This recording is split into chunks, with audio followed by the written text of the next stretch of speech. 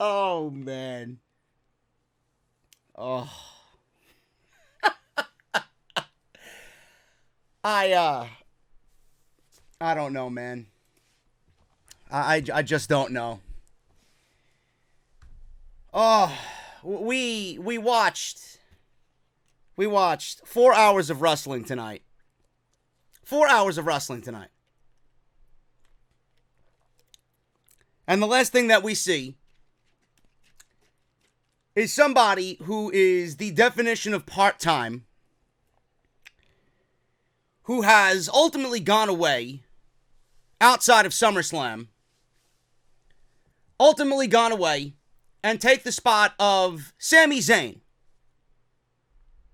to inject himself into a ladder match in which 7 guys absolutely beat the living shit out of each other to virtually do nothing and win the Money in the Bank briefcase.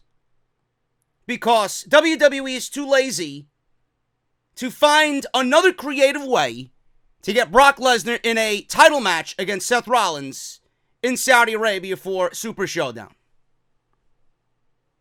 Now, if you missed what I said, let me reiterate this for you. Let me speak a little slower for you guys. Brock Lesnar just won the Money in the Bank briefcase. I've been saying this for weeks, and I believe it even more so now after tonight. This pay-per-view fucking sucked. Okay? Minus the Bayley cash-in tonight. Minus that fantastic AJ Styles versus Seth Rollins match and that great men's Money in the Bank ladder match. This pay-per-view was ultimately a fucking piss-poor effort from WWE. I don't know what to say. I don't know what to think.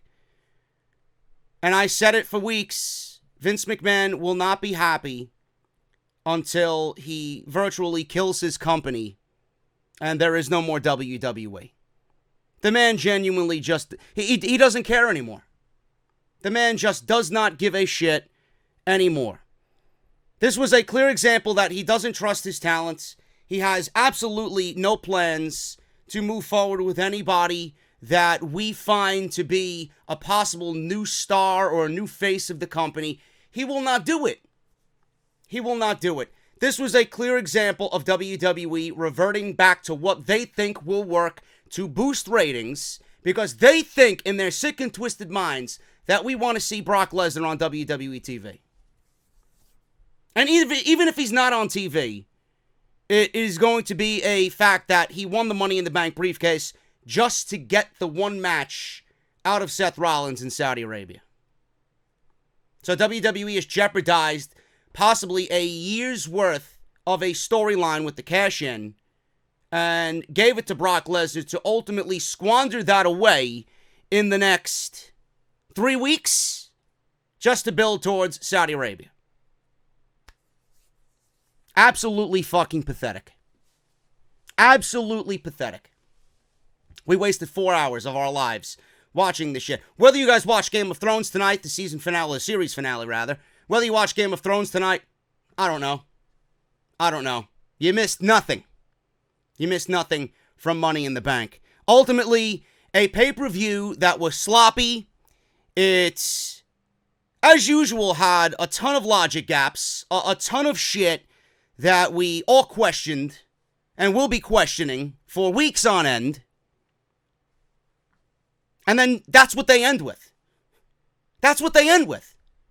After what they gave us tonight, they have the balls to send Brock Lesnar out there and end with that. I don't know what to say, man. I am so disgusted.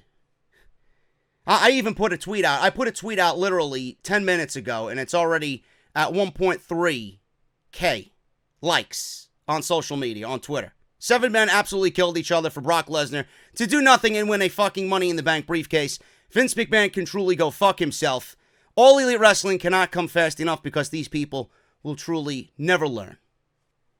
I'm not the only one who feels that way. Many of you in the community feel that same exact way. how many of you were done with WWE and how many of you are done with WWE after this? That's going to be the most telling question going into Monday night. Fucking ridiculous. Money in the Bank 2019. This is the official review. Thank you guys so much for joining me here tonight on the podcast. I am JD. If you guys enjoy what you hear on this show, please don't hesitate to hit that thumbs up. Make sure you guys follow me on social media at JD from NY206. Hit that subscribe button down below and turn on that bell for all notifications. Social media is JD from NY206 on both Twitter and Instagram. If you guys want to support the podcast on Patreon, patreon.com/JD from NY206. Thank you guys so much for all your support on the Patreon page. Make sure you guys go check out everything that I did this weekend, man. It was a hectic weekend with Off the Script. I even threw an extra in there for you guys, telling you why Alexa Bliss didn't make Money in the Bank. Roman Reigns was nominated for an MTV award. We go over the backstage morale and Triple H being frustrated with Vince McMahon with WWE Creative. That was on part 1. Part 2, we talked about All Elite Wrestling and the TV deal, everything that went into that big announcement. It is confirmed, thank Christ. And a major spoiler possibly for Jon Moxley, a.k.a. Dean Ambrose, showing up at Double or Nothing. And then Neville, Pac, somehow quit AEW. I think people are making it out to seem like it's a lot worse than it really is. We go over that and the reasons why he will not be at Double or Nothing against Adam Hangman Page, plus a bunch of Money in the Bank news and rumors leading into what we're going to talk about tonight. If you missed any of that, guys, link will be in the annotation that you see in the top right corner of the screen. Shout out to Salrex and Mike Will87 on Twitter. Thank you guys so much for the thumbnail and the layouts, respectively. I love you guys, and thank you so much for making the channel look as good as it does. Money in the Bank, Hartford, Connecticut. Daniel Bryan and Erick Rowan versus the Usos. I was not. I made an executive decision to watch the pre-show tonight. I was not going to watch the pre-show, and then I realized that Daniel Bryan was on the pre-show. So I'm like, I have to watch it. I got to watch my boy in a non-title match on the pre-show after he semi-main evented WrestleMania for the WWE Championship against Kofi Kingston just a month prior. Great sign in the crowd during Bryan's entrance. Said, I love GMOs. I laughed my ass off. Some people were complaining on social media. I don't know how good that could be for WWE's marketing department. Who gives a shit? Daniel Bryan is an evil vegan. He's an environmentalist. And people are playing up the fact and loving his character. I think that's a good thing. When people are bringing signs like that, that means they're invested in the character. So I love it. Erick Rowan had a Slipknot shirt on. I barely noticed that. He turned around. I'm like, is that a Slipknot shirt? So I made the tweet on social media tonight on Twitter that Erick Rowan must have been a fan of their new single, Unsainted. And then people were telling me, no, JD, it has nothing to do with that. Clown, Sean Crahan of Slipknot, his 22-year-old daughter passed away. Now, that's terrible. I didn't know that at all before I made the tweet. But it had nothing to do with the tweet that I put out. I just genuinely didn't know. So I'm assuming that he wore the Slipknot shirt in honor of Clown, Sean Crahan of Slipknot. But as far as my feelings on the song goes, I don't like it at all. They said it was going to be more of Iowa style, which in my honest opinion is their best album. Disaster Piece is my favorite Slipknot song. But it was more like Stone Sour than ever before for this upcoming album. I hope that is just the radio single and that they truly do go back to a much heavier sound. So one really didn't have to do with the other. I'm sure Erick Rowan is a fan of Slipknot, but I'm sure it was more in vain of him paying respects to Sean Crahan and his daughter passing away. This match was very basic. Very basic. I mean, if you watch their match on Smackdown Live, you truly didn't miss anything on this pre-show. I just want you guys to understand this. The Usos moved to Monday Night Raw in the shakeup. Then they go back to SmackDown Live, and they stay on SmackDown Live more than they do Raw. They go back to SmackDown Live to challenge for the Tag Team Championships, and then they lose that match for the vacant titles to Daniel Bryan and Erick Rowan. And here we are, a SmackDown team versus a Raw team, and this time The Usos, who lost to the champions just 2 weeks ago, beat the champions tonight on the Money in the Bank pre-show. If that's not 50-50 booking, I don't know what is. I don't know what this company's feelings are towards 50-50 booking. It is ridiculous. The Usos win after Jimmy and Jay took out Rowan on the outside with super kicks. Then there was a big double super kick. Then they followed up with a double suicide dive to knock him out completely of the match. Bryan wanted to do a suicide dive of his own. Thank God he didn't, given his head injuries. And he got caught in the ropes. Before he dove through the ropes, the Usos met him with a double super kick. He fell back, landed perfectly in position for the double oos, the double big splash off the top rope, and the pinfall. And the Usos beat the WWE Smackdown Live Tag Team Champions. Let me repeat that. The Usos, who lost the Vacant Tag Team title match 2 weeks ago, turn around at Money in the Bank and beat the champions in a non-title match. Not how I would book things exactly, but this is WWE, and they got a fucking pea-brain for 37 creative writers. Or maybe Vince McMahon is just completely out to fucking lunch altogether. I don't really understand this decision. First of all, the Usos are a Raw tag team. Second, they beat the SmackDown Live Tag Team Champions, which I don't like, ever. 3, why are they the tag team champions and losing in a non-title match? Bryan and Rowan, they're the tag team champions and losing in a non-title match, let alone to a team that isn't even on their brand legitimately, even with the wild card rule, which is a fucking farce. 4, I assume this will grant, in WWE land, the Usos a tag team title match now that they beat the champions.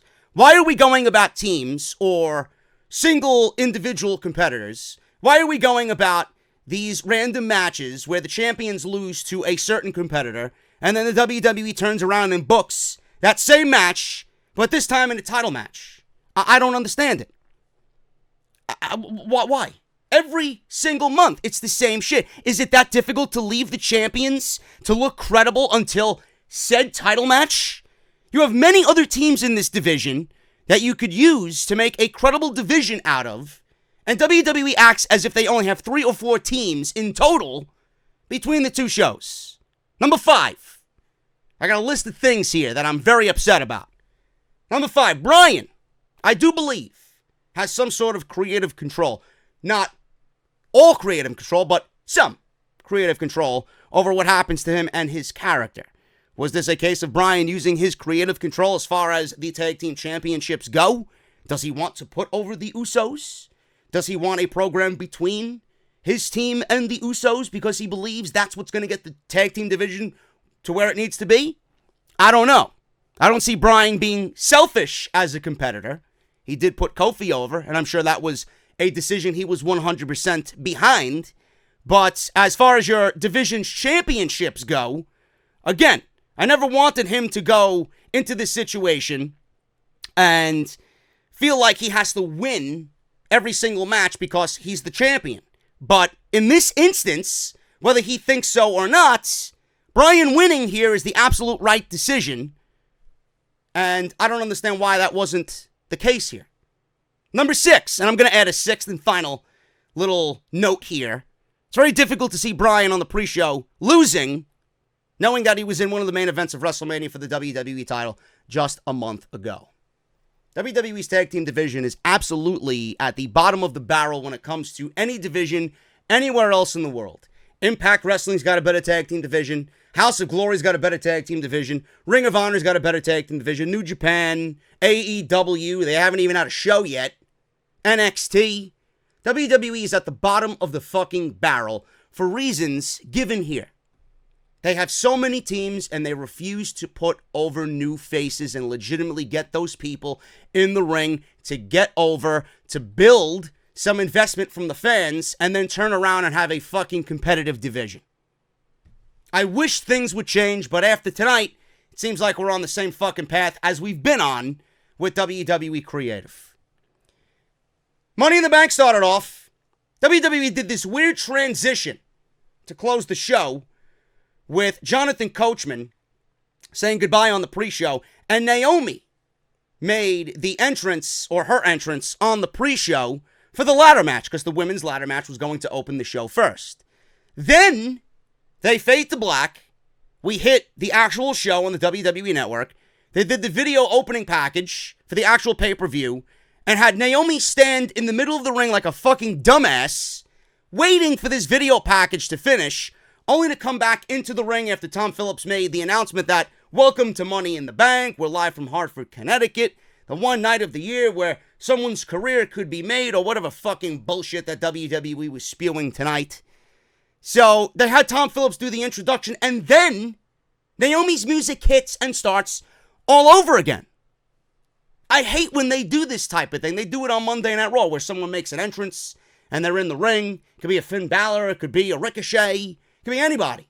And then they cut to something completely different on the Titantron. They go to commercial, they go to something completely different that's happening in the back on the Titantron, while this match is supposed to be taking place. Why do they do that? It looks terrible, and it makes the performer look like a complete tool, just standing out there. Fucking ridiculous, man. Anyway, we went on with the ladder match, and everybody made their introductions. The sight of Dana Brooke, I have to get this out there, man. Dana Brooke and what she does when she walks down the aisle and her pose in the aisleway on the stage. Everything that she does annoys the living shit out of me. I don't know what it is. I really don't. I mean, she could be getting better, and there was the report where Triple H was frustrated how this anonymous caller called the Wade Keller podcast, the PW Torch podcast, and said Dana Brooke is one of the hardest working women in all of WWE. She's down at the PC. She's working for 3 years, trying to get better. She sets up the ring. She takes down the ring. I don't see none of that. And now all of a sudden WWE wants to put her on television because simply Sasha Banks is not on TV, and they needed somebody to fill Sasha's spot in the Money in the Bank. What makes you think I'm going to give a shit about Dana Brooke, or better yet, want to see Dana Brooke win the Money in the Bank? I don't, and I never will. Everything she does is completely out of place, and that's the result of being completely irrelevant for the 3 years that she's been on the main roster. This match was a train wreck, and I mean that in the worst way possible. There was some good in this match, but it was mostly a fucking train wreck in the worst possible way. The women killed each other. And I love that about the WWE women. When they are presented with something, especially a match like this, they all collectively want to go out there and steal the show and show everybody what they are made of. Especially if it's somebody who has not been given an opportunity like this, like an Ember Moon, or a Dana Brooke, or a Naomi. Right? They go out there and they want to really show everybody what they're made of. And they want people to remember them by the end of the night. I can appreciate that. On the other side of the coin, sometimes it does get messy, and it could lead to a few ugly situations. At times, they looked completely out of place, and some of the moves were just downright sloppy. And there was a point where Natalya and Mandy Rose, for example, couldn't operate a ladder correctly. It looked like it needed some WD-40 squeaking all over the place, but they couldn't get the hinges down correctly, and they couldn't get the ladder in place in the middle of the ring, open it, or even stand it up.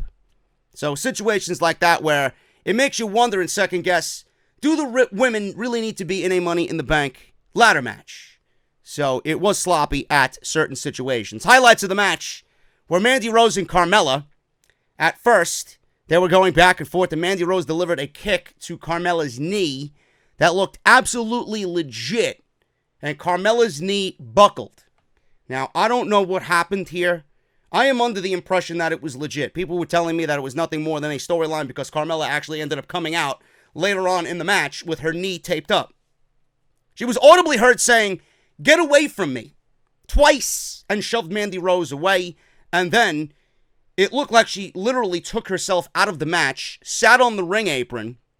Mandy, it looked like her body language was like half in the match and then half worried about Carmella for what she did. So it looked like Mandy Rose legitimately wanted to go check on Carmella on the outside. At one point, she was thrown to the outside, and I honestly thought she was going to crawl over to Carmella and ask how she was doing. But that didn't happen. She shoved Mandy Rose away several times. It looked and felt like a real situation, like I just explained. Carmella was then attended to by referees and was helped to the back by 3 or 4 different referees. At one point, Dana Brooke, by this point, Carmella was out of the match, by the way. At one point, Dana Brooke was on top of the ladder, and she was swinging from the cable that was holding the briefcase, hanging on, with Mandy Rose and Dana trying to gain an advantage on the top of the ladder. That was a pretty cool spot. Don't know why it was needed. I guess it was just done for aesthetics.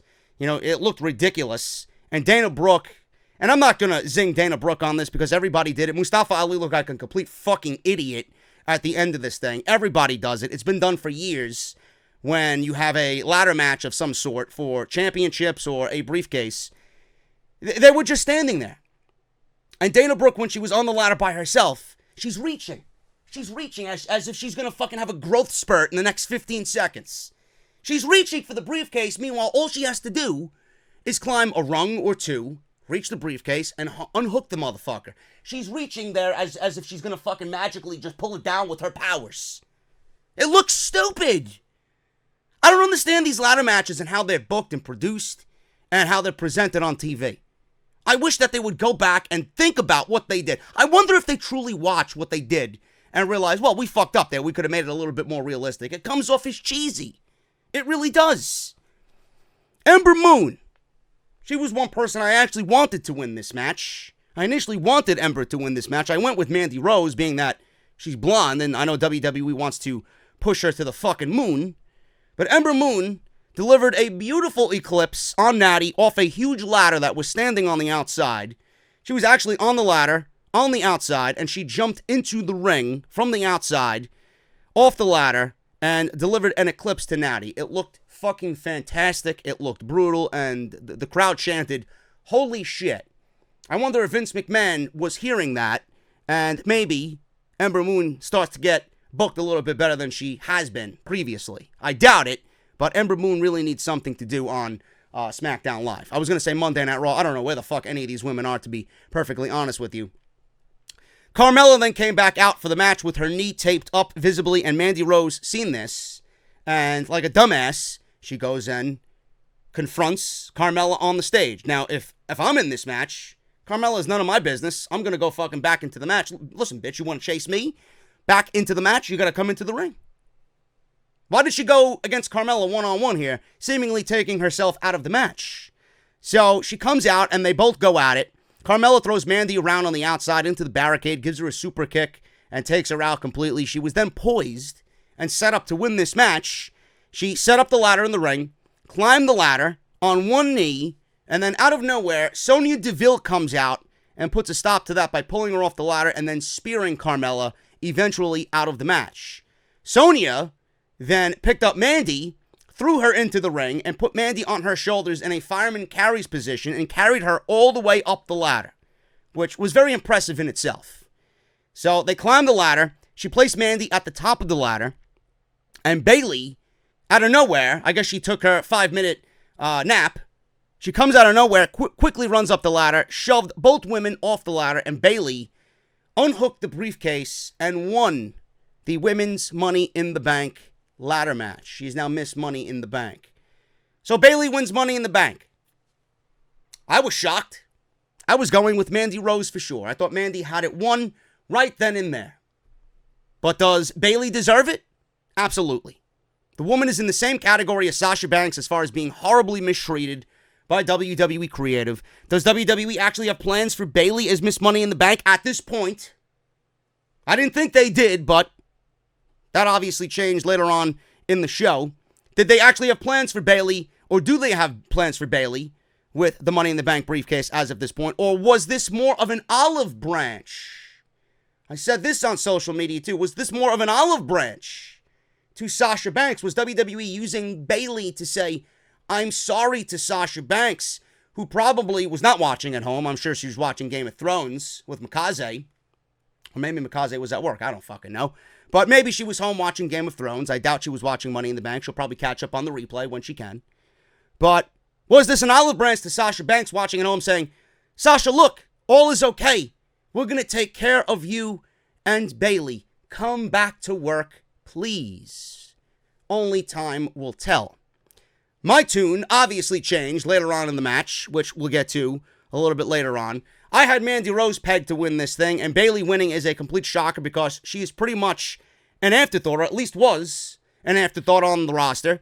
So I hope this genuinely means things are going to get better for Bayley. It could mean a variety of things. I'm making a bold prediction right here, right now. I am saying Sasha Banks is going to eventually come back to work, and I honestly think that whatever is going on with Sasha Banks right now and the WWE, it will be turned into a storyline that comes off as CM Punk-like. I am making a prediction right here. I think WWE is going to take Sasha Banks and this situation, and they're going to use this for a storyline on WWE television. I could be wrong. I hope I am. I hope that woman sits out. I hope she pulls a fucking Neville and never comes back to work. That's what I truly hope. Otherwise, she'd be looked at as a hypocrite, and I don't want that for her because I really, really, really love Sasha Banks. Now, I think that they're going to turn this into a storyline if she does come back to work.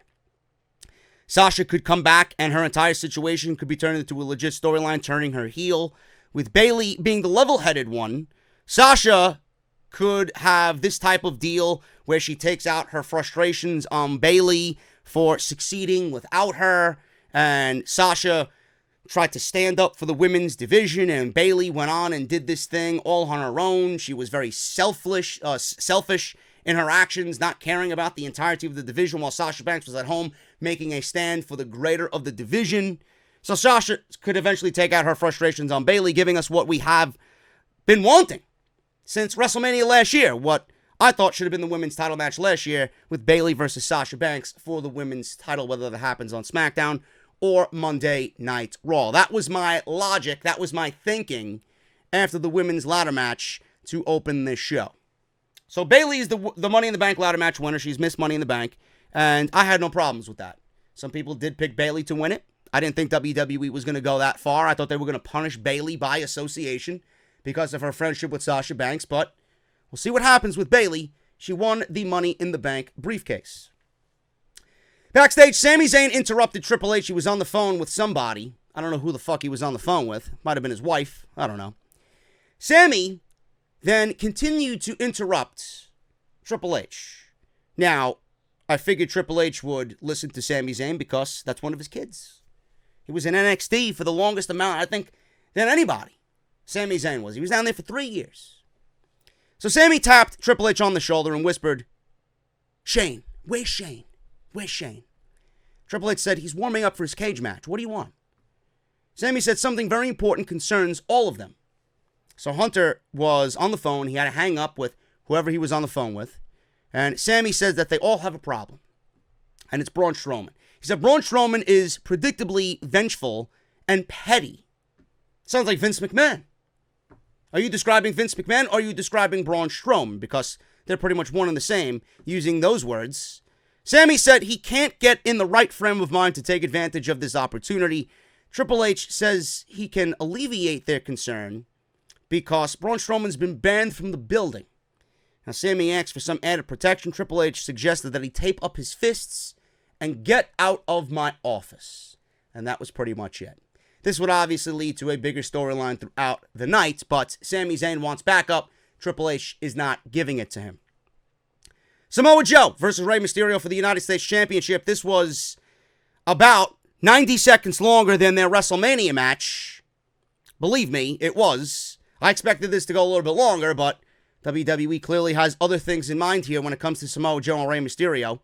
This match was only 90 seconds longer than what we got at WrestleMania. Only this time, Rey Mysterio pinned Samoa Joe and wins the United States Championship. I guess this was the natural progression. I guess this is the only way that they could have booked this thing coming out of WrestleMania. I don't think it does either man good. I don't think it does the United States Championship good, but who the fuck am I? Joe was busted open early, and it looked like he had a broken nose. Now, I don't know where it came. I think it came off a fucking senton into the ring. And Joe's nose was bleeding profusely, blood seeping out of his nose. His nose was actually turning black and blue. Had to be a broken nose. So, Mysterio then pins Joe and wins the United States Championship literally out of nowhere. I was shocked.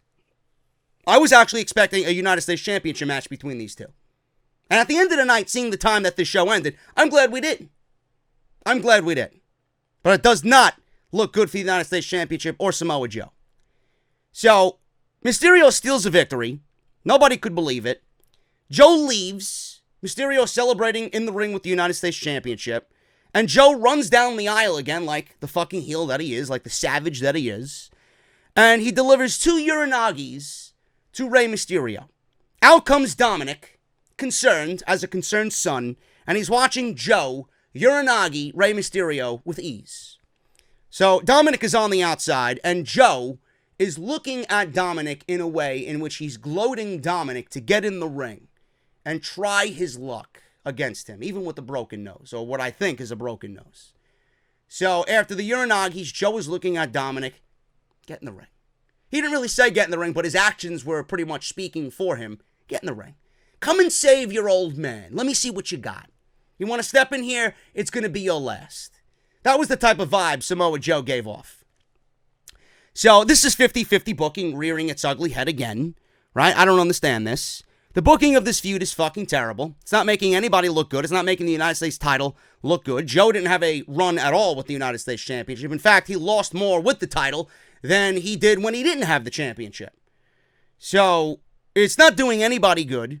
The feud is terrible, and clearly WWE is riding on the dynamic here, simply of Joe being a phenomenal heel to carry this feud, mixing that with the bond between Rey Mysterio and Dominic, father and son.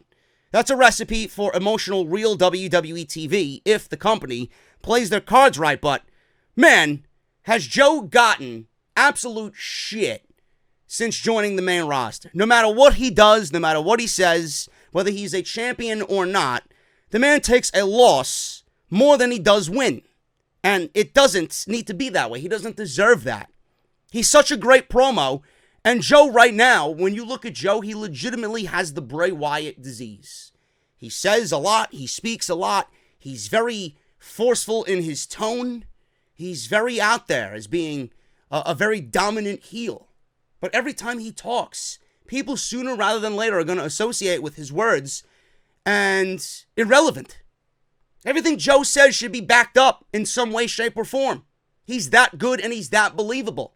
But when he speaks and loses, how could you look at him as a credible fucking threat to anybody on the WWE roster? It's not right. It really is not right. Rey Mysterio wins the United States Championship. And I got to be honest with you, I love Samoa Joe. I'm not excited to see where this goes at all. I'm not excited between the dynamic of Joe and Rey. I'm done with that. It's all on Dominic now.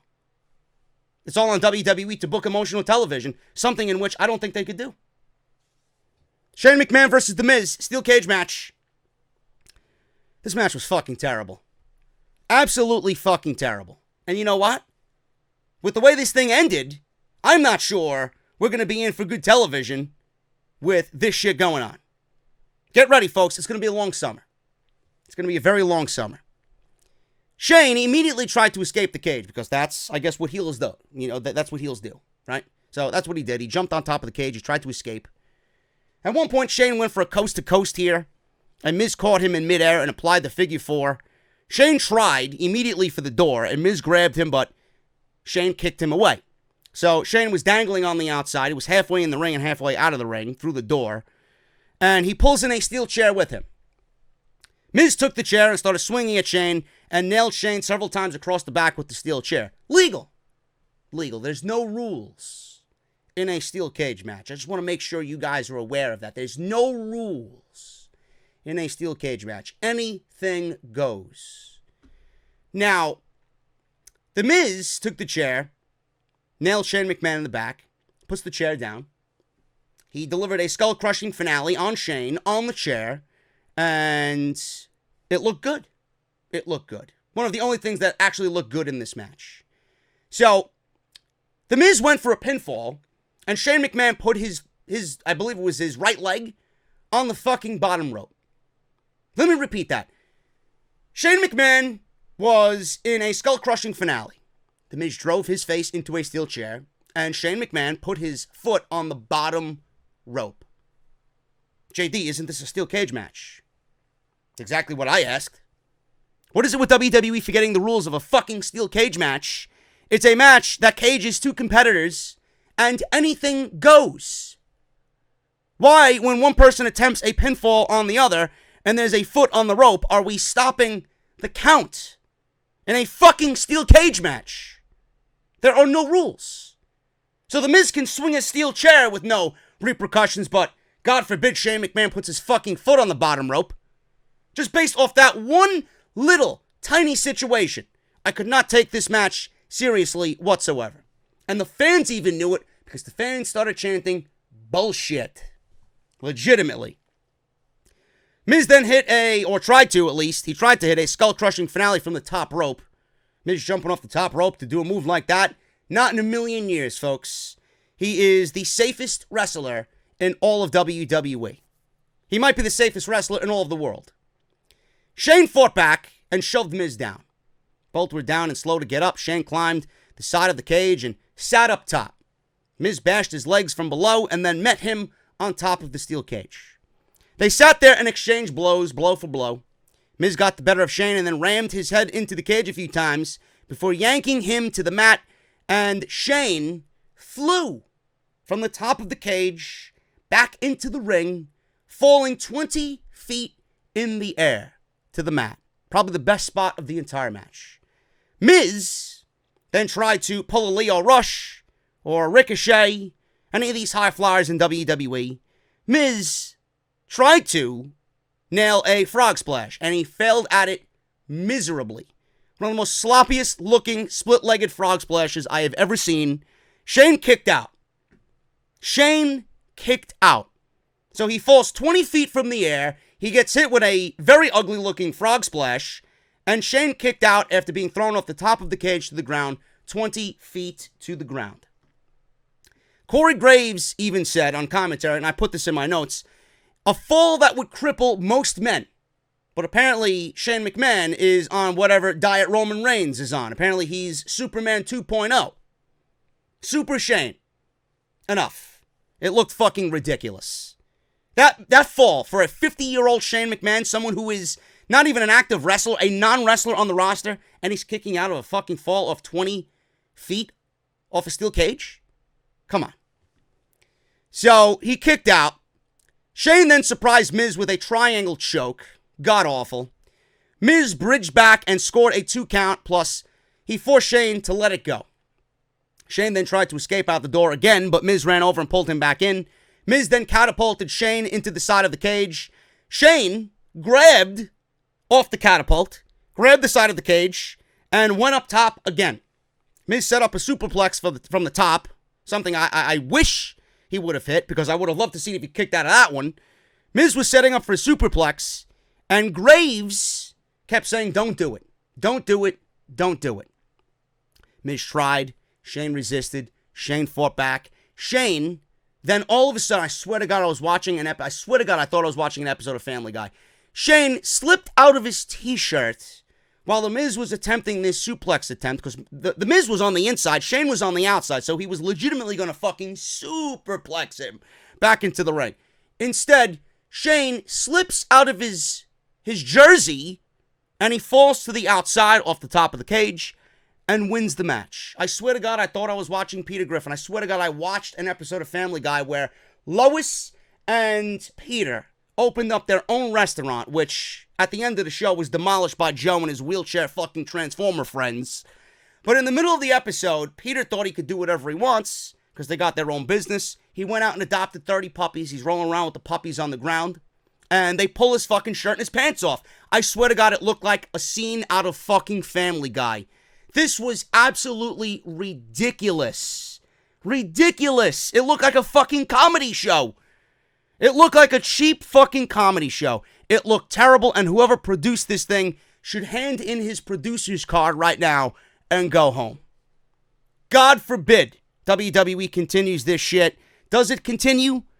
Miz has to win one against Shane, I assume, to, I guess, for the sake of his father. He's got to win one for Dad. But here we are. Miz is 0-2 against Shane McMahon.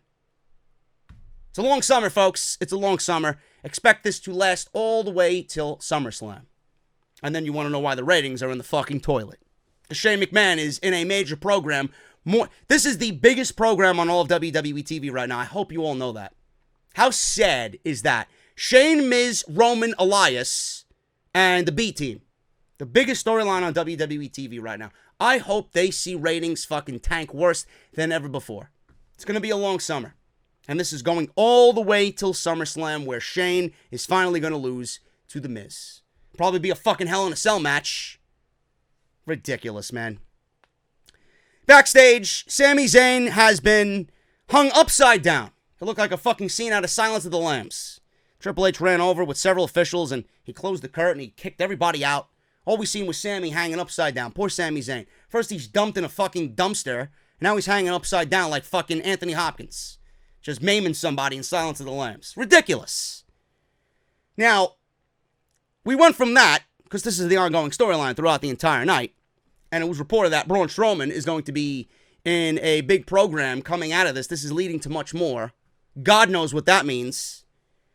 So we went from that to the Cruiserweight Championship match. Ariya Daivari, who came out in a beautiful, beautiful Mercedes. Brand new model, 2019 model. I don't know the exact model of the car he was driving, but it looked fantastic. It reminded me of a new school version of Razor Ramon without the charisma and personality. And the muscles. He went against Tony Nese, WWE Cruiserweight Championship. I'm actually surprised this match was on the main card for Money in the Bank. It's nice to see. So hopefully it's a trend that continues throughout the rest of the year.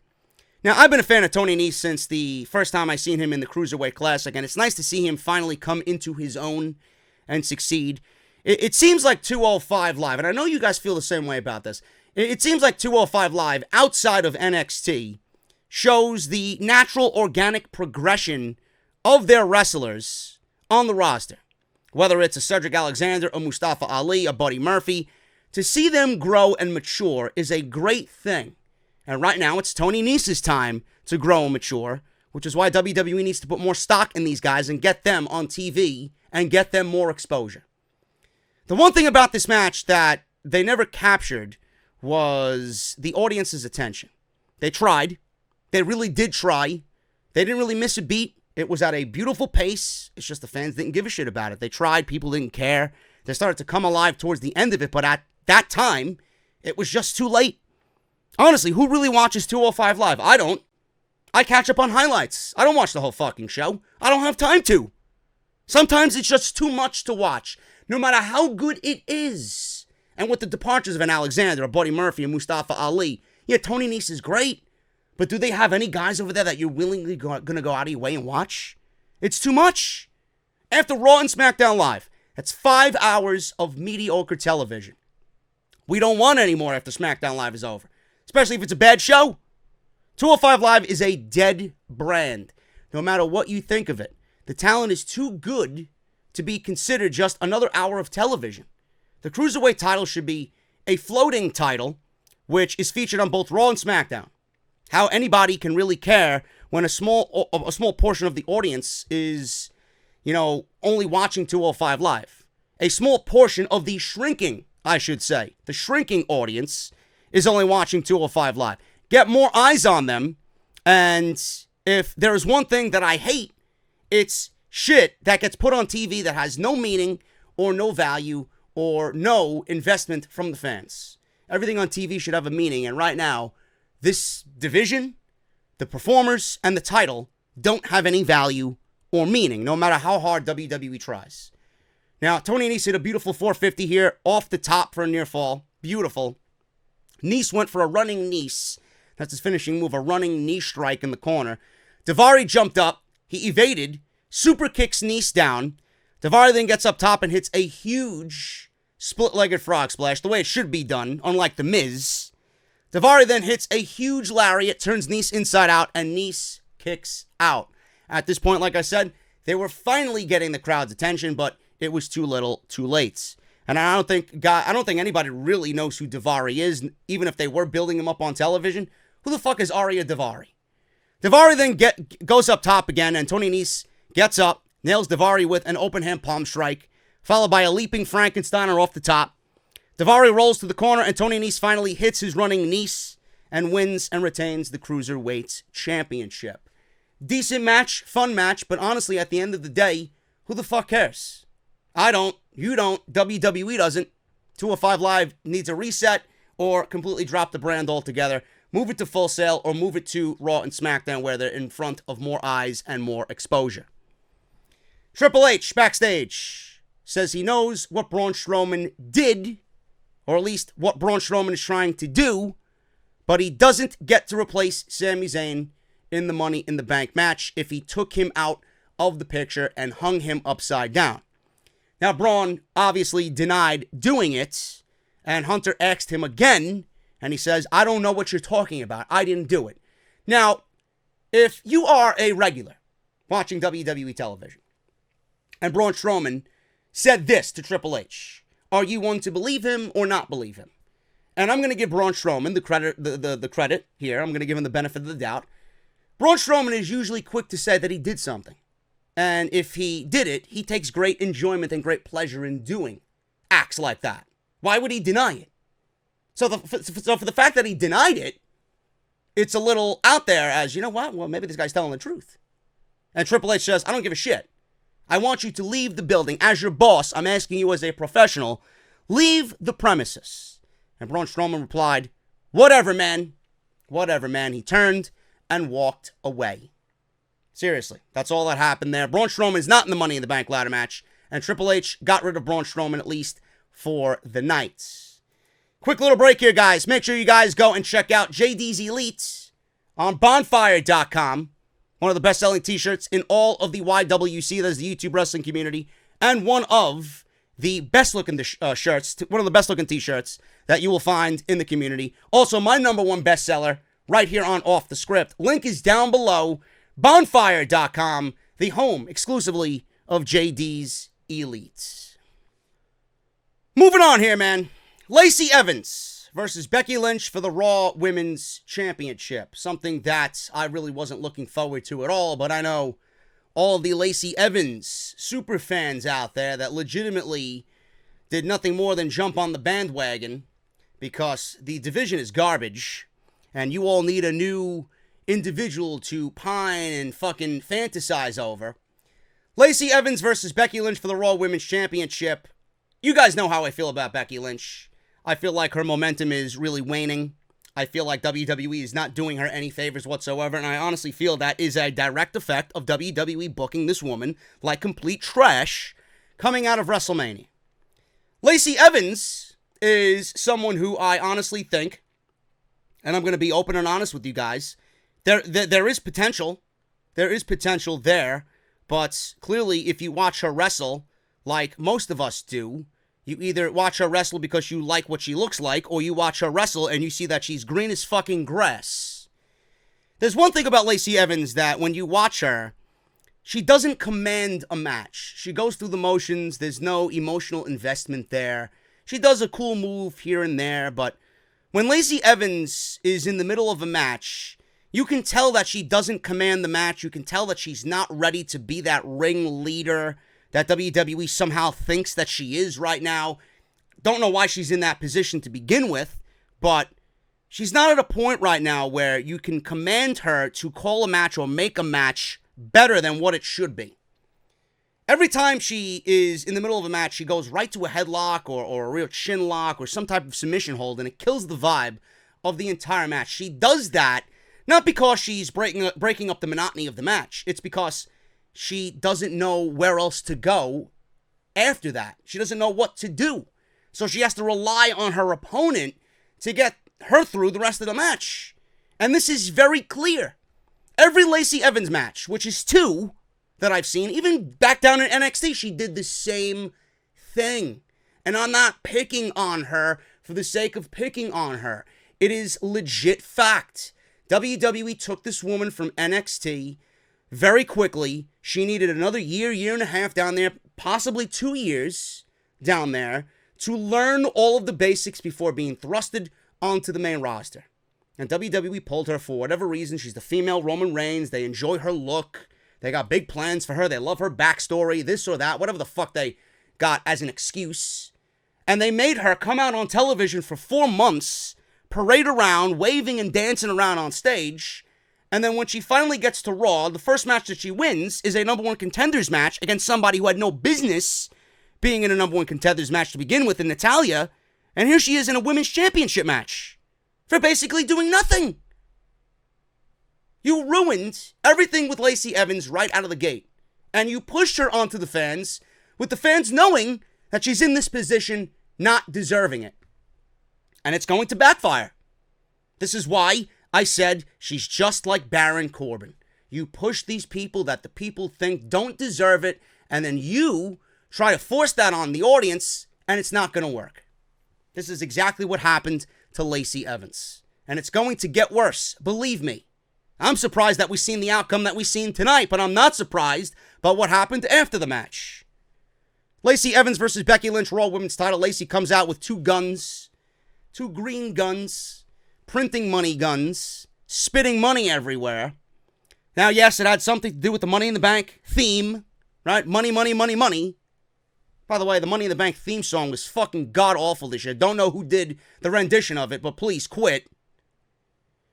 So Lacey Evans has these guns spitting money anywhere. I don't know what that meant, but maybe she's telling us that she has extracurricular activities that we don't, or maybe we don't know of, and she collected a lot of $1 bills because of it. Wink, wink. Yeah, that's exactly what it is. Oh, JD, you're such a sexist. Becky Lynch's entrance and introduction is fucking cringe. Please, WWE. Please, I'm looking at you. Stop. Please. I don't need to hear about Ronda Rousey or Mike Rome mentioning Ronda Rousey at WrestleMania. First woman to beat Ronda Rousey at WrestleMania. Ronda is gone. Gone. Gone like the wind. Becky accomplished what she set out to do. The more you do shit like that, the more people will get fed up and not care about Becky Lynch. So please take it easy with it before you piss off everybody and Becky is sitting there with no momentum. This match was very basic. Lacey looked decent, I'm not going to lie. Becky looked great. Becky commanded most of this match. The ending of this match looked absolutely fucking terrible. And I don't know what it is with WWE and their referees, man. They made their referees look completely fucking idiotic tonight. Lacey Evans took out Becky's knee from behind. Apparently, there was a situation where there was a disarmer, and Lacey Evans got to the rope. Becky Lynch was arguing with the referee for whatever reason. I don't know why. It was a legit rope break. Why the fuck are you arguing with the referee? So not only did the referee look bad, it was fucking Becky Lynch looking like a complete idiot. So, this disarm her attempt was broken up legitimately by a rope break. Lacey is getting up, and she takes out Becky's knee while she's talking to Mike Chioda, the referee, the senior official of the WWE here. So, after that, Lacey rolls up Becky from behind and gets a legit pin on Becky Lynch. Mike Chioda, the referee for this match, seen the pinfall. It was a legit roll-up by Lacey Evans, and he did not make the count. I don't know what happened here, but it looked to be the match was called or changed mid-match for this ending to take place. Because there's no reason why Lacey Evans had that pinfall, and Mike Chioda didn't even make a motion to hit the ground and start counting 3. I don't know what happened there. So he looked like an idiot, and Lacey Evans looked like a fucking idiot on top of that, because right out of that, he waited for Becky to reverse the pinfall into the disarm her, and he called for the bell before Lacey Evans started flailing around like a fucking fish out of water, tapping out. It looked absolutely terrible. He called for the bell before Lacey Evans even had an opportunity to tap out. Everything looked awful, and that was it. That was it. Becky took the belts, was walking out, and then all of a sudden, Charlotte Flair comes out. Now, a lot of people were upset over the fact that the Lacey Evans match happened, and then immediately Charlotte came out and wanted the match with Becky Lynch. You know what? I actually like that for a couple of reasons. Number one, it makes Becky look credible. Like, bitch, you wanna have a match with me now? Okay, fine. I'm Becky Two Belts. I'll do whatever the fuck you want. So it makes Becky look good just by doing this and doing the action. Putting herself in that situation. Having no problem with it. Number two, I'm very, very particular. I really am, man. There's certain things that I just don't like. One of the things I don't like is when someone has, for example, on Monday Night Raw, someone comes out in the opening segment, right? Or they have more than one match on a given night. I hate when someone's theme music starts the show. It could be Becky Lynch in the open of Monday Night Raw. She comes out, cuts a promo. And then we see her, like, in an hour and a half following that promo, have a match on Monday Night Raw. The initial pop that you got when she first came out to start the show is never even close to what they do in the second time you see Becky Lynch. It's always a lot weaker, as if like, oh, we've seen Becky Lynch already. We gave all of our energy to Becky Lynch to open the show. Now WWE expects us to give the same amount of energy to Becky Lynch an hour and a half later?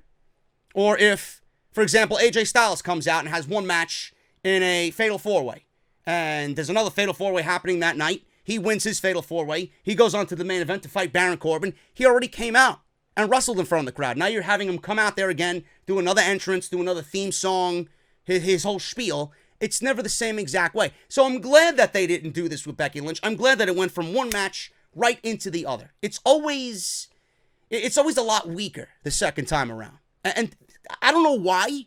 I find that to be very, very fucking annoying. I really do. So I'm glad that they didn't do it that way. I'm glad that they went right from one match into the other. This went 6 minutes, barely 6 minutes, Charlotte and Becky Lynch. This match was more of an extension from the match that they had with Lacey Evans, and a lot of punches were thrown back and forth. It was just pretty much them building off of the heat that they already have, stemming back to late 2018 and on all the way through WrestleMania. Not much of anything else happened here. It barely went 6 minutes. Now, towards the end of this thing, Charlotte hit a natural selection on the apron because Becky Lynch held onto the middle rope. Becky rolled back into the ring, and the referee, Mike Chioda, was counting Charlotte out on the outside. Looked like Charlotte took a nasty bump on the apron and then hit the ground off the natural selection. Lacey Evans runs back and gives Becky Lynch a woman's right as she's laying down on the mat against the bottom rope behind Mike Chioda's back. I don't know why the referee looks like a fucking idiot. He has this commotion going on. He doesn't see out of his peripheral vision that someone else is on the outside interfering in the match. Like, you can hear the fucking audience react to what's going on. They're not reacting to you counting Charlotte out. He looks like a dumbass. So Charlotte rolls back into the ring after Lacey Evans gives the woman's right to Becky. She hit it this time, by the way. Still awful, but she hit it. Charlotte came back in, rolled Becky up, which I honestly thought was a 3 count, and that was it. So, actually, no, I'm sorry. Charlotte came back in and got rolled up by Becky. It wasn't Charlotte rolling up Becky, it was Becky rolling up Charlotte off the woman's right. And I thought that Charlotte lost this match. I thought Becky was going to stand there beating both Charlotte and Lacey Evans. It looked like a legit 3. I don't know if the camera angle was off, but it looked as close as I could ever remember a 3 count being. Or a 2 count, rather. But it was not the end of the match. Charlotte kicked out a cunt's hair away from losing this match. Charlotte kicked out and barely got to her feet, delivered a big boot that missed completely by a country mile. Didn't even hit Becky Lynch with this boot. Botches all over the place tonight. Botch in the bank is what they should have called it. So, she missed this big boot by a complete fucking foot. Charlotte pins Becky and is the 9-time women's champion. After the match, Lacey Evans and Charlotte give Becky a beatdown. This is what I call the big-breasted blonde experience. Until Bayley comes down and makes the save. The crowd was chanting for Bayley as soon as the beatdown started. Bayley gives Lacey a Bayley to belly, and she is taken out. She rolls out of the ring. Charlotte takes out Becky momentarily and runs at Becky again. She goes back to attack Becky, who's laying seated on the mat against the turnbuckles. And Becky moves out of the way, and Charlotte hits headfirst on the middle turnbuckle. Bayley stands there like a dumbass. It's either you do or you don't. You shit or get off the pot. She's standing there wasting fucking time. Every second that passed, I'm like, she's going to lose. She's going to lose. She's going to cash in. She's going to get fucking pinned. And ha ha ha ha ha. Fuck you and Sasha Banks. So she eventually cashes in. The bell rings. We got a legit match. Charlotte got no offense. She pulled Charlotte away from the rope after she smashed her head into the second turnbuckle. Goes up top. Delivers an elbow drop. And wins the Smackdown Live Women's Championship. What is Jesse texting me? Mike Johnson is reporting that Joe and Ray was cut short due to the blood loss. Possibly. I don't know. So there you go. You got breaking news right there from my boy Jesse on Off the Script, Money in the Bank edition. There you go. Maybe it was, maybe it wasn't. I don't fucking know. I don't even believe that. I think WWE went and booked this match the same way because of what happened at WrestleMania. They're like, well, they did 60 seconds there. We did 120 seconds. We'll double it. Double or nothing. At Money in the Bank. There you go. Bayley wins the SmackDown Live Women's Championship after a top rope elbow drop. Now, I'm okay with this. I have no problem with Bayley winning the title. I have no problem with Bayley winning the Money in the Bank ladder match to open the show. I didn't think we would get a cash-in, and I don't know why we did. But WWE does need to make a new credible woman outside of who they have on TV right now, because what they're doing right now is not capturing people's attention. It's capturing zero interest. So Bayley winning the title tonight is a good moment for that woman in her career after being shafted by WWE Creative. But what I don't understand and what I don't like is the Money in the Bank briefcase is a huge storyline that WWE can hang their hat on for a good portion of the year. And they blew 12 months, possibly, of storyline in 30 minutes. They blew everything that they had on this cash-in tonight and said, fuck it. Fuck it. Now, I don't know why they did that. These people don't know how to fucking book a wrestling show. They don't know how to do anything that makes sense on these shows. You got something that presents itself in the most simplest of ways. You got a storyline that writes itself throughout the year, and here you blew it in 30 minutes. To give what? Charlotte a 9th reign? You know, when people want to talk at the end of this woman's career that she was the greatest champion that WWE has ever seen, I'm going to fucking laugh at you. That's a moment, if you tell me that, that's an instant mute on Twitter. 9 title reigns means absolutely nothing. So she's now one step closer to achieving her father's reign, quote unquote, for the women's division. All to get this woman a 9th reign. Yes, it had to be Charlotte. I'd rather it be Charlotte than fucking Becky. But Jesus fucking Christ, did it have to be now? You couldn't give Charlotte a lengthy reign with that title and then have Bayley creatively written to take it off her in a unique way? It had to be done tonight, in the same way that Alexa Bliss did it last year. Where's the creativity? There is none.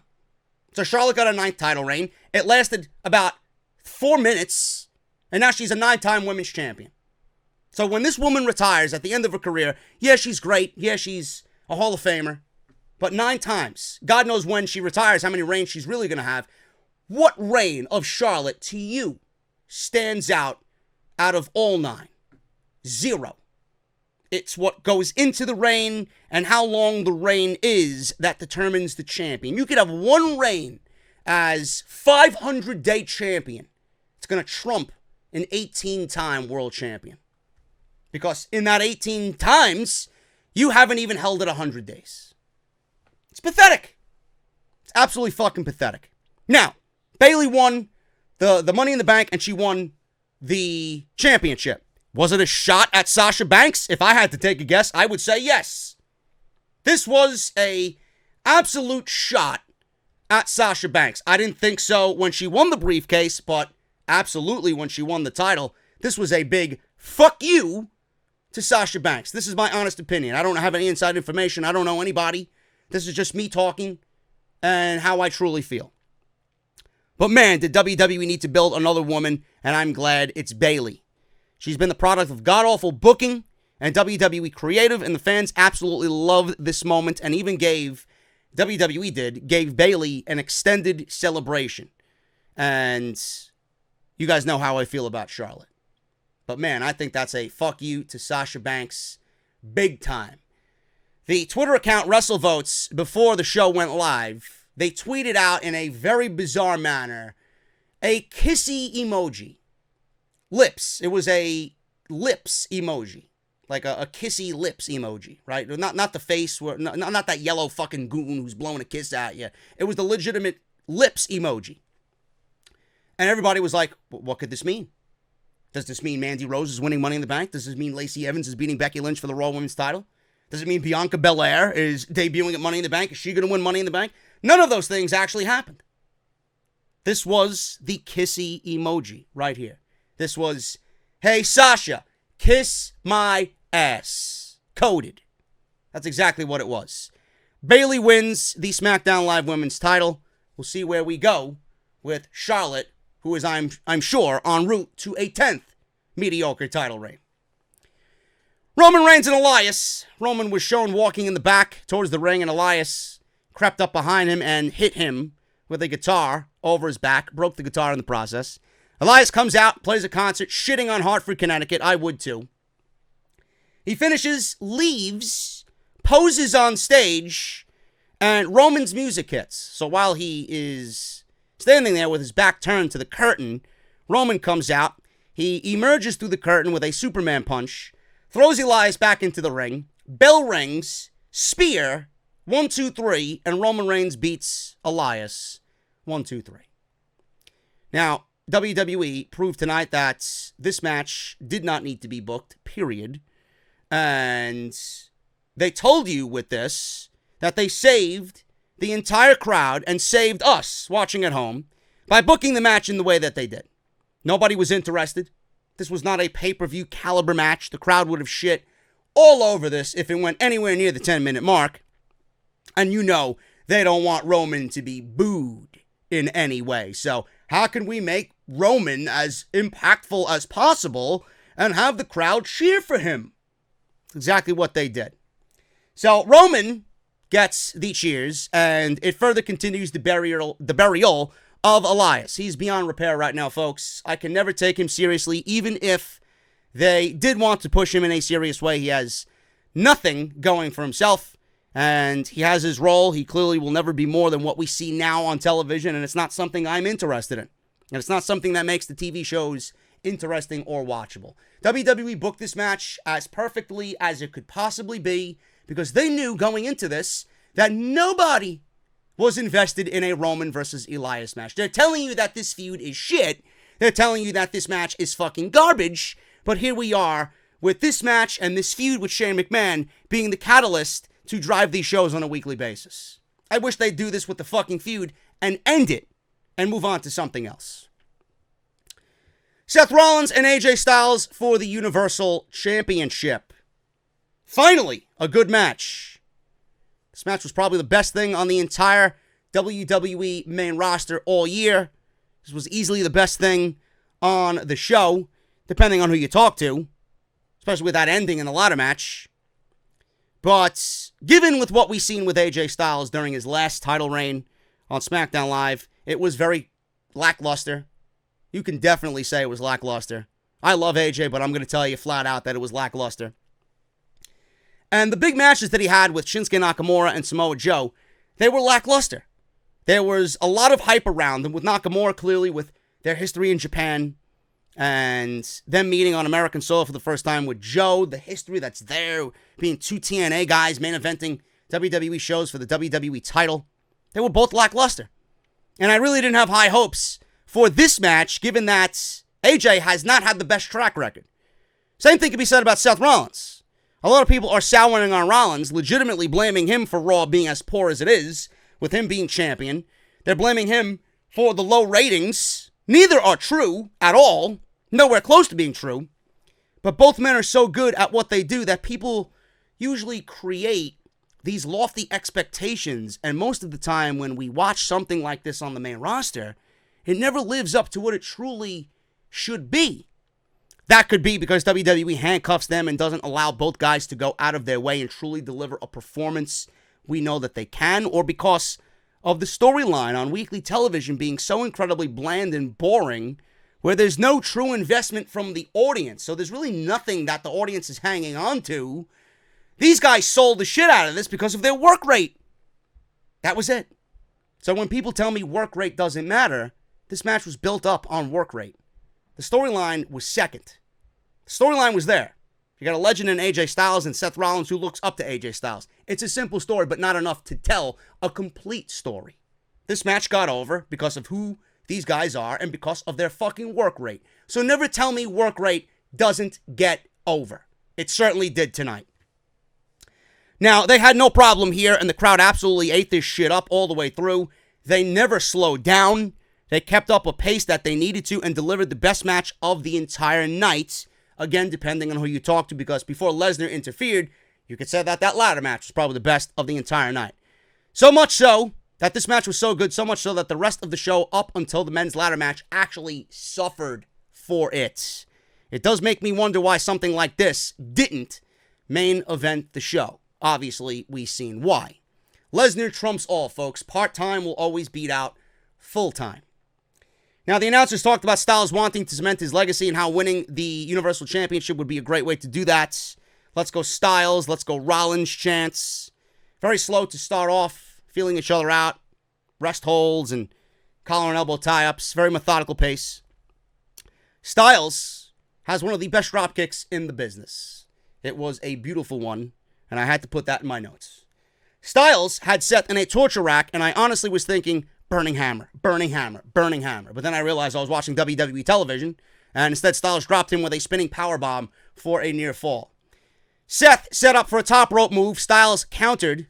Then Seth regained control and executed the best spot of the entire match. I like this one better than the Styles Clash reversal from the stomp. He executed a reverse Falcon's Arrow. Now, normally when Seth does the Falcon's Arrow, it's a suplex. He rolls through and then delivers the Falcon's Arrow.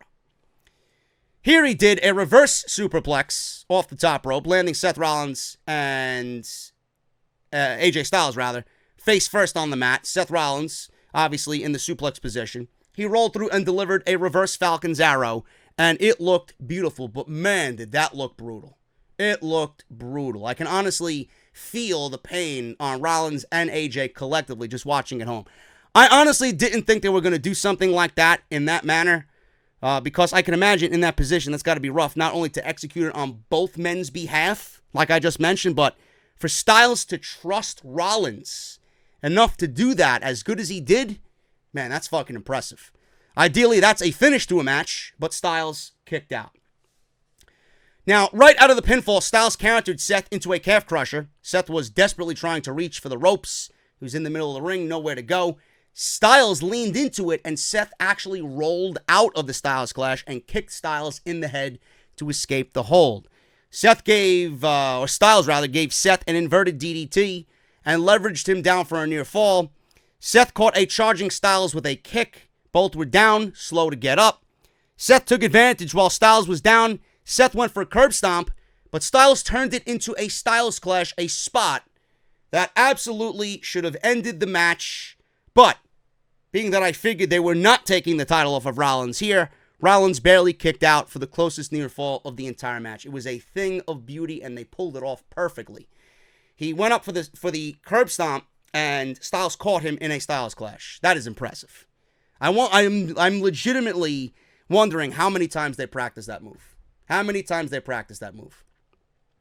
Styles then leapt off the rope looking for a phenomenal forearm attempt. Seth blocked it, and Seth countered with a ripcord knee, and then a super kick to the chin, followed up with a curb stomp. He finally hit it, and the win. Fantastic match, man. Probably the best main roster match of the entire year. Probably will be the only match that I could see right now being in my top 10 for WWE on the main roster when I do my top 10. Because right now, NXT is filling up that list very quickly.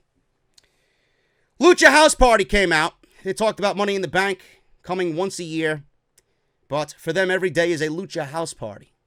That's all you're worth. Lucha House Party here, Lucha House Party there. Meanwhile, sure, every one of these guys is waiting for their contracts to collectively come to an end so they can have an AEW Elite House Party. And Private Party is going to be the ones throwing the party over in Jacksonville. So, Lars Sullivan came out. They were supposed to have a six-man tag. Who the fuck were these guys going to... First of all, why are these guys on the pay-per-view? B, who the fuck were their opponents? Jinder Mahal and the Singh brothers, I'm assuming. God forbid. Thank God we didn't see that. So, you should be thanking Lars Sullivan. Lars Sullivan came out, and this was supposed to be a six-man tag. He caught Grand Metalik and slammed him to the floor. Did the same thing to Lince Dorado. He then went after Kalisto. Got in the ring, went after Kalisto. Lars fought him off. He headbutted Kalisto, and he cut his own head, did Lars, against Kalisto's mask. And I swear to God, he looked like something out of God of War. With the big beard and the menacing grin. He had a cut right down his fucking forehead. Right on his scalp. It looked devastating. It looked fucking epic. But for the Lucha House Party. Who the fuck are they? But it sold, and it showed how devastating Lars is. So the blood really streaked down his face. It looked good. He gave Kalisto a running power bomb, and that was pretty much it. And then I questioned everybody on social media, is Lars in this situation where he's beating up 3 Mexicans, 3 luchadors, a thing we want to see right now after all that's been said about Lars Sullivan? Was that the ideal situation for WWE to put Lars Sullivan in? I don't know. But there you go. They're going to continue pushing him, folks. Get used to it. You either like it or you don't. You either watch it or you don't. I'm telling you what you guys tell me every single week. Well, JD, if you don't like it, don't watch it. If you don't like Lars, don't watch him. I enjoy him. I hope he succeeds. Kevin Owens and Kofi Kingston for the WWE Championship. There really wasn't much going into this at all. I didn't really give a shit about this storyline. The Big O, he joins the New Day. He turns on the New Day because Daniel Bryan was injured. It was supposed to be Bryan and Kofi again at Money in the Bank for the WWE title. So they fast-tracked the heel turn on Kevin Owens. So the Big O was no more. We got NXT version of Kevin Owens, which was good. And this led to a championship match that we see here.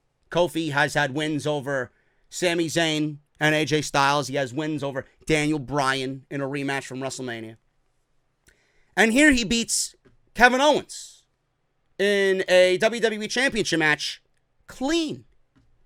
Now I wonder how they're going to get this title off of Kofi Kingston and who's going to be the one to do it.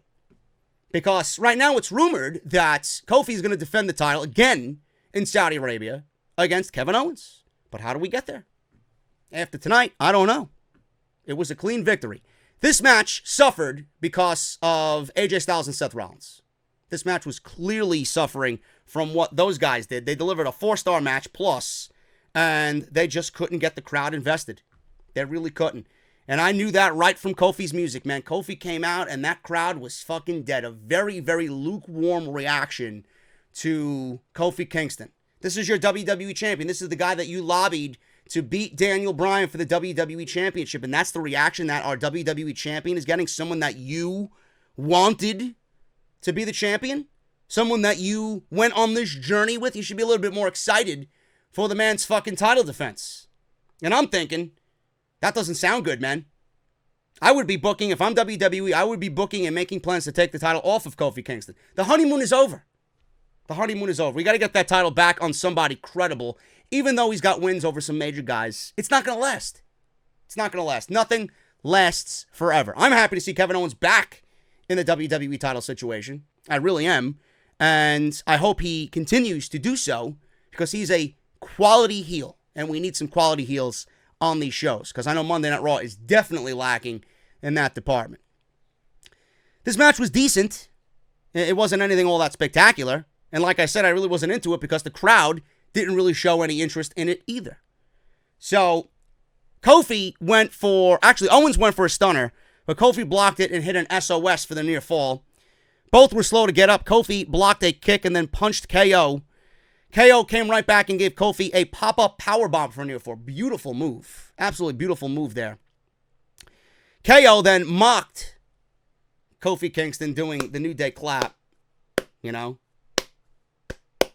So he was mocking Kofi Kingston there. He started yelling at the fans to stop clapping. And KO went for the stunner again. Kofi blocked it and connected with a Trouble in Paradise. Owens went to the floor. And at this point, I'm like, normally when Kofi hits that, it's usually academic from there. But Owens rolled to the floor. And I'm just going to attribute that to him being a guy who has scouted Kofi pretty decently. Owens surprised Kofi with a stunner. Just moments later, Kofi grabbed the bottom rope to stop the 3 count. So, there you go. Where a rope break is applicable. Not in a fucking steel cage match. So he grabbed the bottom rope. KO climbed to the top rope and leapt off with a cannonball splash.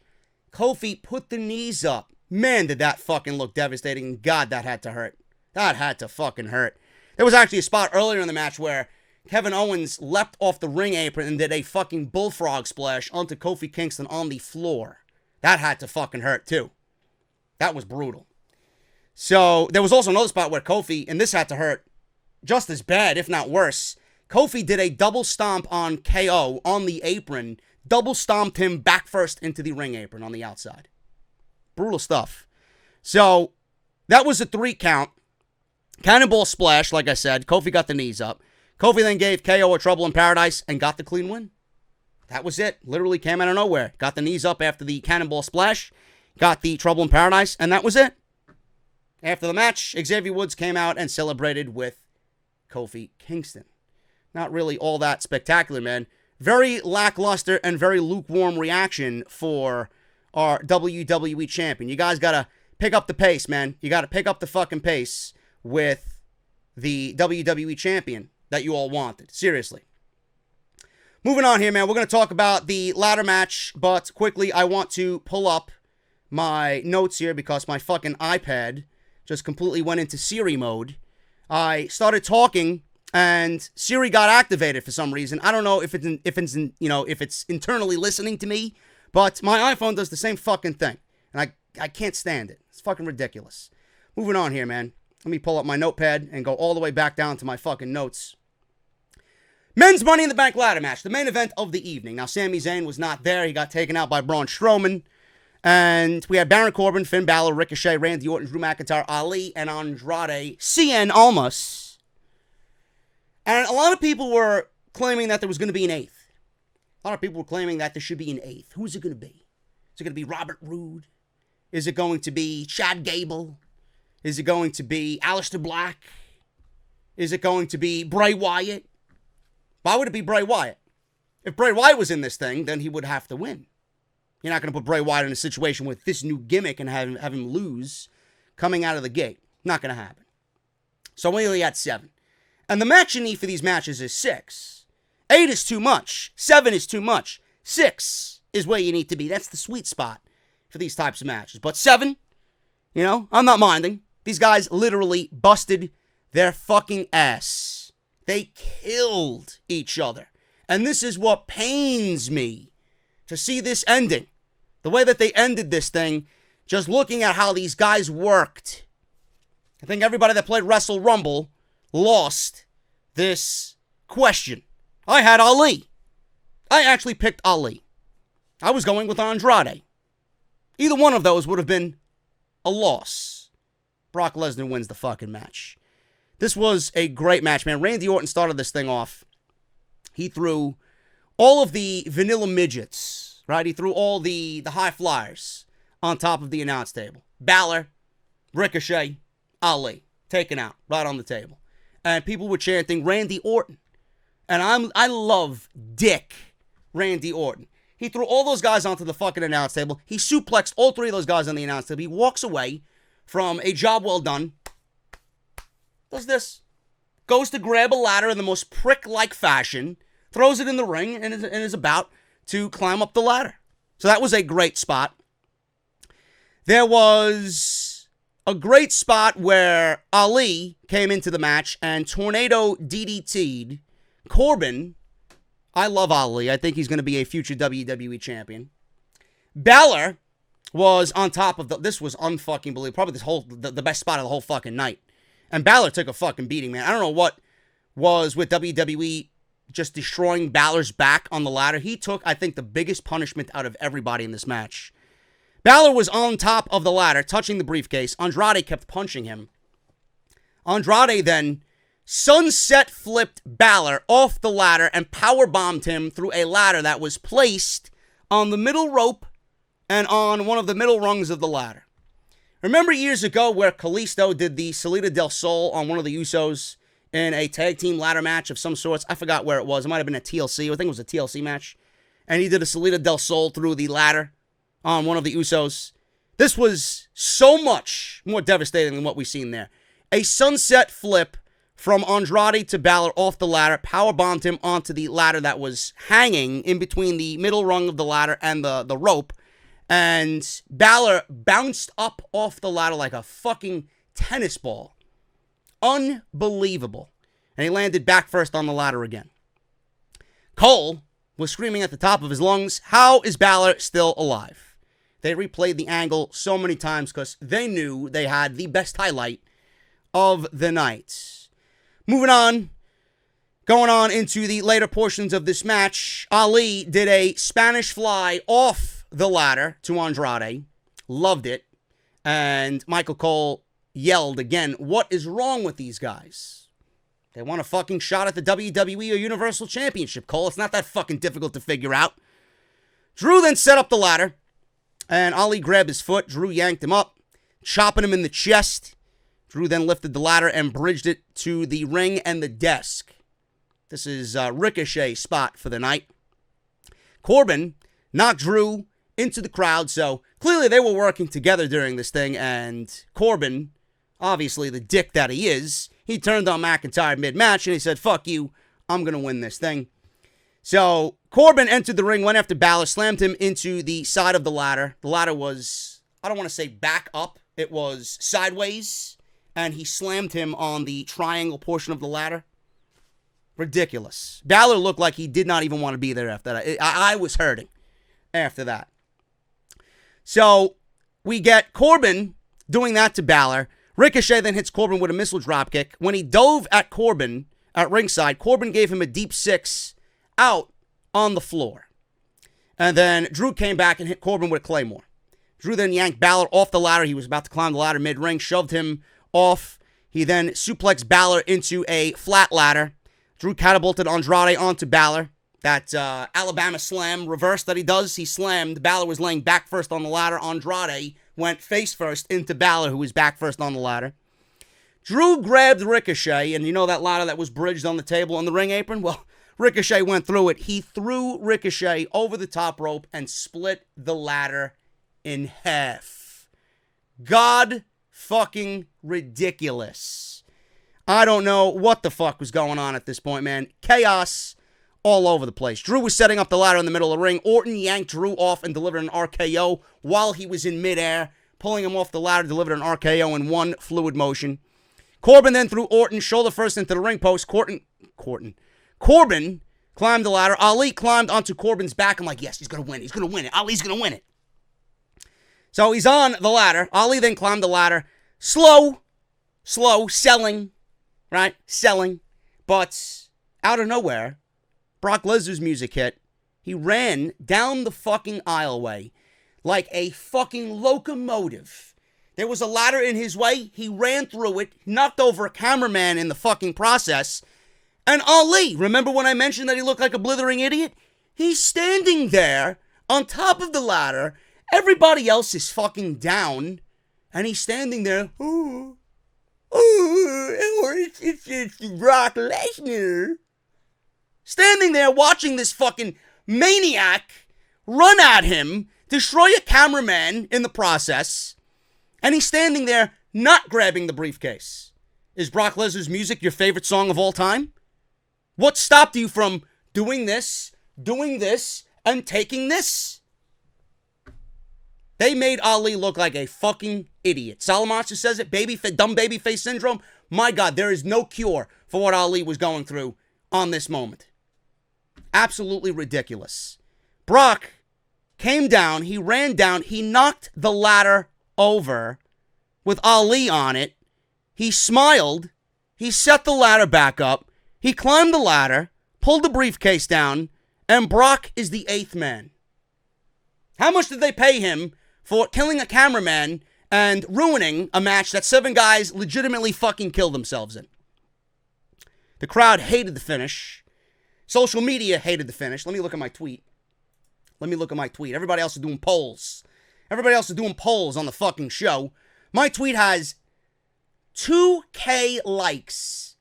2K likes in about 1 hour. Needless to say, everybody hated the fucking ending. Brock Lesnar grabs the briefcase. Everybody was fucking absolutely going bonkers in the worst way possible. Silence. Crowd was dumbfounded, said Michael Cole. Lesnar stood on top of the ladder, and in the most epic gif of all time, you want a clear visualization of what Vince McMahon thinks of us? Brock Lesnar stands at the ladder, and the man is laughing maniacally as he's holding the Money in the Bank briefcase, and the show goes off the air. 20 minutes before the top of the hour at 11 o'clock. Yes, it was shocking. WWE is going to attribute this as, oh, well, look, my plan worked. It got people talking. WWE would rather get people talking than book the right way, logically, creatively. What WWE did here was a fucking embarrassment. This was a fucking embarrassment. Nobody wants to see Lesnar take a moment away from 7 guys who legitimately broke their fucking back in this match. How do you think Ricochet feels? You think Ricochet is like, oh, look, I was in a Money in the Bank ladder match while I got tossed over the fucking top rope and broke a ladder on the outside. How do you think Finn Balor feels? Having been slammed on a ladder 3 different times, his back in excruciating pain. How do you think Finn Balor feels taking that sunset flip from Andrade? How do you think Ali and Andrade feel after that Spanish fly? How do you think everybody feels in that match taking any type of bump or ladder shot, knowing that Brock Lesnar is now, proverbially, your number 1 contender for the WWE Universal Championship? A fucking embarrassment is WWE. This is WWE. The moment, the visualization of Lesnar laughing at the end of this pay-per-view is exactly what WWE and Vince McMahon thinks of literally us and everything regarding the product. I don't believe that this company has 37 fucking writers, and to them, they think this is the best and most creative way to get Brock Lesnar in a match with Seth Rollins. It's fucking Brock Lesnar. All he has to do is walk onto Monday Night Raw and demand a fucking title shot. Yet you have him go and take an opportunity away. Again, just like Bayley. WWE squandered 12 months potentially of storyline for Bayley and ruined it in 30 minutes. WWE had Brock Lesnar go out there for 45 seconds of work and ruin a moment that they hyped up all fucking night as a moment in one of these men's careers that could be a defining moment for their WWE tenure. I don't get it. I don't get it. You were interested in Super Showdown before this? How many of you are now not interested knowing what they did here at Money in the Bank? Especially for the Universal Championship. And if they went out of their way, now I thought Lesnar was going to show up in the Rollins match and interfere, costing that match and having that end in a no contest. I would have enjoyed that a lot better. This was just like Lesnar coming down inside the Hell in a Cell and ruining the match between Roman and Strowman. Ruining that briefcase. 2 years in a row now. Lesnar has fucked up something regarding the Money in the Bank. For what? I don't believe that. WWE did this with Lesnar. And I was going to say, if WWE did this with Lesnar to 7 guys, what do you think they're going to do in Saudi Arabia with Lesnar having the briefcase against 1 man in Rollins? If you don't think that they gave him the briefcase to ultimately make him the Universal Champion again, the corporate side of things for WWE is slowly ruining everything. These Saudi shows are ruining WWE creative. Everything regarding Fox is forcing WWE to change. They need big names in big positions, and those big names with championships. And I will not comment on WWE bringing yet another new championship to the company. Like the Cruiserweight Championship and the Women's Tag Team Championship, the Men's Smackdown and Raw Tag Team Championships, the Raw and Smackdown Women's Championship, the Universal Championship, the Intercontinental Championship, the WWE Championship is not enough. You have a difficult time creating credible champions now.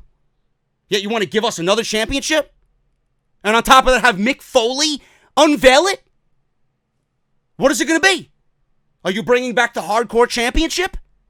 Why the fuck would Mick Foley, of all people, be doing that? Hardcore Championship, Wild Card Championship. What is it going to be, a 6-man championship?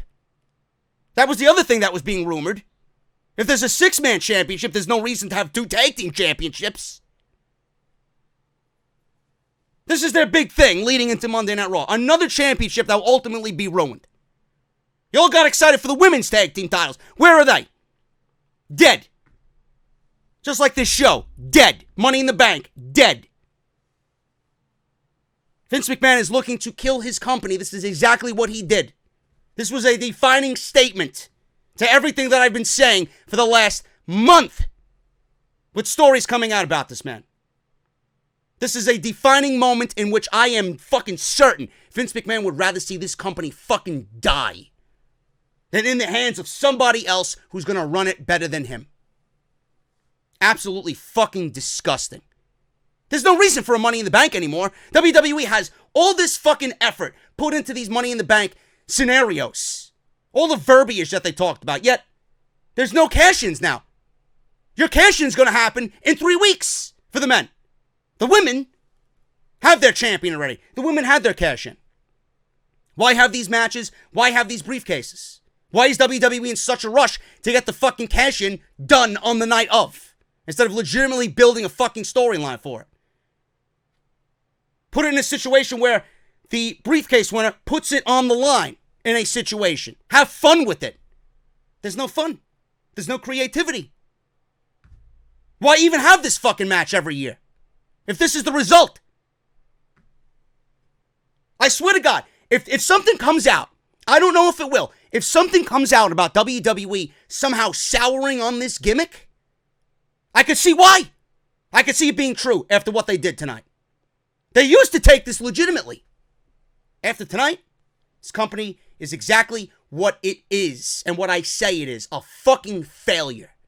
A creative failure. Double or Nothing is on Saturday. Stephanie McMahon held a conference with the locker room, the entire locker room, before Money in the Bank went on the air and brought up AEW and says, now is the time for us to get our shit together. Go out there and have fun and kill it. And they mentioned that they have competition breathing down their necks. Not just AEW, movies, TV shows, books, video games, you name it. And they mentioned All Elite Wrestling in this report, word for word, by name. You don't think they're fucking scared? Keep pulling shit like this. Double or Nothing is on Saturday. Guarantee you every fucking eyeball in WWE, whether they want to admit it or not, is going to be on that fucking show watching it. With eagle eyes, binoculars, snipers. Every fucking person in that company is going to be watching that show. And I hope they fucking kill it. I hope they kill it. Their TV show cannot come fast enough. What a fucking embarrassment this show was. A complete fucking joke. Bayley got her moment. How long is that going to last? Rollins and Styles had a great match. And the men's ladder match, wasted. Completely wasted. This was a thumbs down show, no question. I'm getting out of here. Thank you guys so very much for all your support. If you enjoyed my video or agreed with anything that I said here, please hit that thumbs up. Let's try for 3,000 thumbs up right here on the Money in the Bank podcast, right here on Off the Script. Thank you guys so very much for all your supports. JD's Elites down below, bonfire.com. Social media, JD from NY206 on Twitter and Instagram. I'll be in Vegas on Thursday. Make sure you guys follow me on social media. Keep up to date on everything that I'm doing, where I am, who I'm with, what I'm drinking, what I'm eating, and what I'm uploading. It's going to be there. Make sure you guys follow me and keep up to date. Subscribe, bell, Patreon. Patreon.com/JD from NY206. And follow me all over on the channel and make sure you guys check out these videos that I uploaded this weekend, man. Lots of content for you guys to check out, and I would really appreciate if you do so, man. Thank you all so very much. I will be back, as always, with Monday Night Raw. Tomorrow, we're going to figure out what the fuck's going on. Shout out again to Salrex, my boy Salrex, and Mike Will 87 for the thumbnail and the layout individually. You guys are fucking beasts. Thank you guys so very much, and I'll see you right back here tomorrow night for Monday Night Raw. Take care, guys.